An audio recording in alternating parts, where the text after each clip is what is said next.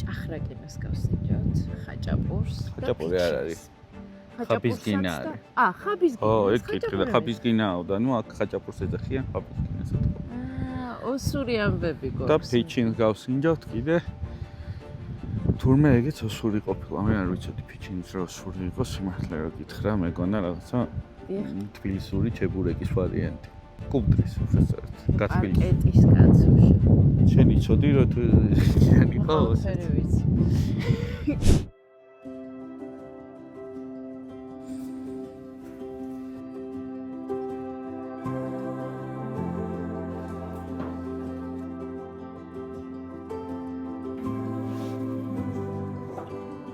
ოსური ფიჩინი არ გიჭამია. არა.